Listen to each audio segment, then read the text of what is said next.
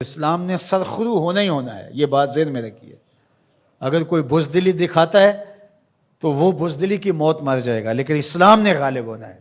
یہ دکھ، یہ اذیت، یہ تکلیفیں، یہ اس وقت جو حالت ہے فلسطینیوں کی، دردناک صورتحال ہے، لیکن اقبال نے کہا تھا کہ خون 100,000 انجم سے ہوتی ہے سحر پیدا۔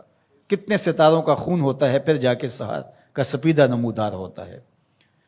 شہادتیں ہوتی ہیں، اذیتوں سے لوگ گزرتے ہیں، پھر نتیجہ پیدا ہوتا ہے۔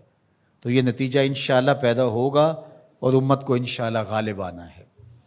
ہمیں اپنے حصے کا کام کرنا ہوگا، ہم نے ان کے ساتھ کھڑے ہونا ہے۔ اس وقت صورتحال یہ ہے کہ پوری دنیا کی اشرافیہ، ایک دو ممالک کے علاوہ، وہ ان کے ساتھ نہیں ہے۔ وہ بیان بازی کی حد تک اپنی عوام کو مطمئن کرنے کے لیے رسمی کارروائیاں کرتی ہے۔ آپ دیکھ لیں پوری دنیا کے اوپر 56-57 اسلامی ممالک جو ہیں، ان کے حکمران، اشرافیہ اور بڑی بڑی فوجیں کہاں کھڑی ہیں۔ سفارتی سطح پہ خلوص کے ساتھ کوشش کی جائے، اور اگر لگتا ہے کہ یہ کوششیں بارآور نہیں ہوں گی تو ہمارے پاس یہ راستہ موجود ہے جہاد کا۔ جب آپ کے پاس طاقت ہوگی، توانائی ہوگی، تو پھر آپ کی سفارتی بات بھی مانی جائے گی۔ رشی کے فاقوں سے ٹوٹا نہ برہمن کا طلسم، عصا نہ ہو تو کلیمی حکار بے بنیاد۔ حضرت موسیٰ اگر کلیم اللہ تھے، ایک ان کا وصف تھا، لیکن دوسرے ہاتھ میں عصا بھی تھا۔ جہاد کا آپشن موجود ہے آپ کے پاس، اور انہیں پتا ہو اگر ان کی بات سفارتی سطح پہ نہیں مانی گئی تو یہ راستہ ان کا کھلا ہوا ہے اور اس سے گریز نہیں کریں گے، تو پھر آپ کی بات سفارتی سطح پہ مان لی جائے گی۔ لیکن انہیں پتا ہے کہ یہ چیخ چلا کے رو کے جو ہے وہ پھر خاموش ہو جائیں گے، تو وہ آپ کی اشک شوئی بھی نہیں کریں گے، محض ایک رسم کے طور پہ کاروائیاں ہوں گی اور بات ختم ہو جائے گی۔ سلامتی کونسل اقوام متحدہ ہمیں کیا دے گی؟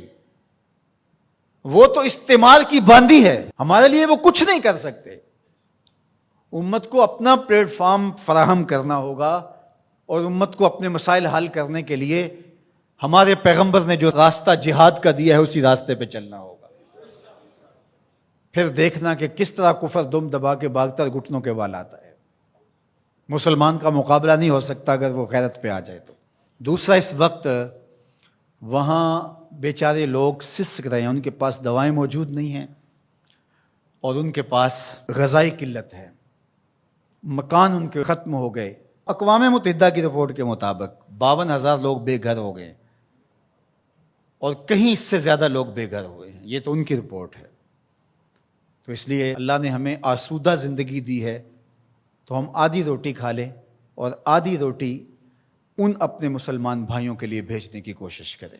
الحمدللہ ہم نے ادارۃ المصطفیٰ کے تحت وہاں کام کا آغاز کیا ہے۔ اگر کوئی ہمارے پہ اعتماد کرنا چاہے تو ہم بھی اس خدمت کے لیے حاضر ہیں، اور انشاءاللہ آج سے وہاں غزہ کے اندر اللہ کی توفیق سے کام کا آغاز ہو گیا ہے ان کی نصرت اور اعانت کے لیے۔ باقی مختلف ذرائع ہیں، ان کے ذریعے سے آپ جو ہے وہ ان کی مدد کر سکتے ہیں۔ آپ کو اطمینان ہو جہاں تو یہ کام کرنے کا ہے۔ اس وقت سوشل میڈیا اور دیگر جو ابلاغ کے ذرائع ہیں وہ بہرحال اس دور کے اندر مؤثر ہیں، اور ان کے ظلم کو، جبر کو بے نقاب کرنے کے لیے یہ ایک اچھا ذریعہ ہے۔ اور اس مرتبہ پہلی بار ایسا ہوا ہے کہ پوری دنیا کے اوپر ان کے جور و ظلم سامنے آئے ہیں۔ پہلے ان کا اپنا میڈیا تھا، میڈیا پہ قبضہ ہوتا تھا اور کچھ باہر نہیں نکلنے پاتا تھا، لیکن اس مرتبہ کیسے کیسے مناظر جو ہے وہ آپ کو دیکھنے کو مل رہے ہیں، اور لوگوں کا جذبہ اور جوش و خروش آپ کو دیکھنے کو مل رہا ہے۔ تو ہمارے پاس جو بھی ٹولز ہوں ان کے ذریعے سے ہم ان کی آواز کو پوری دنیا کے اوپر پہنچائیں، یہ ہمارا کام ہے جو ہمیں ہر صورت کرنا چاہیے۔ اسی طرح ان کی مصنوعات کا بائیکاٹ کریں، اپنے ملک کی بنی ہوئی مصنوعات کو متبادل کے طور پہ استعمال کریں، ترکی کی مصنوعات کو متبادل کے طور پہ استعمال کریں۔ کفر کی آنکھوں میں کھٹکتا ہے ترکی، وہ چبھتا ہے ان کی آنکھوں کے اندر کہ کس طرح اس کو مٹا ڈالیں، تو ان کے ساتھ کھڑے ہوں۔ آپ سیاحت کرنے جاتے ہیں تو ترکی جائیں دیگر مغربی ممالک کی بجائے۔ ترکی میں انبیاء کی قبور موجود ہیں، صحابہ کی قبور موجود ہیں، اور ترکی میں اصحاب کہف کا غار ہے، ہماری تاریخ ہے ترکی میں بہت ساری، تو وہاں دیکھیں، اور وہاں ان کے لوگوں کا جذبہ اور ان کا ایمان اور ان کا اخلاق پھر پاکستانیوں سے جس طرح وہ ٹوٹ کے محبت کرتے ہیں۔ ترکی کی مصنوعات کو استعمال کریں، دیگر بلاد اسلامیہ کی مصنوعات کو استعمال کریں، پاکستان کی مصنوعات کو استعمال کریں، معیار میں کم ہی کیوں نہ ہوں، کوئی بات نہیں ہے، مصنوعات جو ہیں وہ اپنے ملک کی، اپنے وطن کی استعمال کریں۔ تو بائیکاٹ کریں گے تو انشاءاللہ اس سے ان کو مالی نقصان ہوگا اور جو ہے وہ مسلمانوں کو اس کا فائدہ ہوگا۔ اسی طرح جو ہے وہ ان کی اخلاقی مدد کریں، جو صحافی ہیں وہ ان کے لیے لکھیں، جو بولنے والے ہیں علماء وہ تقریروں میں، تحریروں میں، گفتگو میں لوگوں کو اویئرنیس دیں۔ اتحاد امت کے ذریعے سے ہم ان کی مدد کر سکتے ہیں۔ امت اگر متحد ہو جائے، جغرافیائی تقسیمیں، لسانی عصبیتیں اور باہمی ہماری ذاتی رنجشیں اور نفرتیں جو ایک دوسرے کے خلاف کھڑی ہو جاتی ہیں اور جس سے امت کا اتحاد پارا پارا ہو جاتا ہے، یہ بدبختی ہوتی ہے۔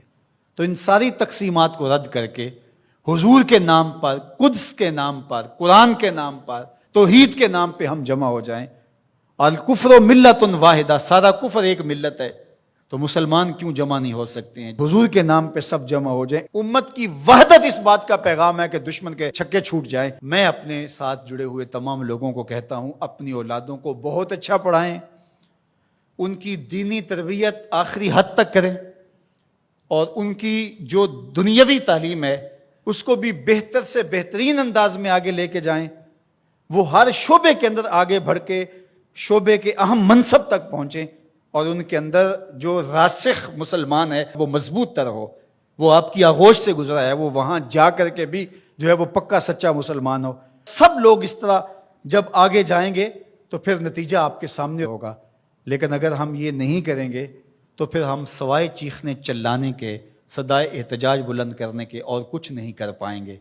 تو بہرحال غالب تو آنا ہی آنا ہے اسلام نے، وہ پھر ہم نہیں ہوں گے، پھر اللہ تعالیٰ کسی اور کو منتخب کر لے گا ہماری جگہ پہ۔ اگر ہم چاہتے ہیں کہ ہم اور ہماری نسلیں اسلام کی نشأت کے کام آئیں، اسلام کی نہضت کے کام آئیں، تو اس کام کے لیے ہم اپنی نسلوں کو، اپنی اولادوں کو، اپنے رجال کار کو تیار کریں، تاکہ پھر ان جگہ پہ کھڑے ہو کر کے دین کی نصرت اور اعانت کے فریضے کو سر انجام دیں۔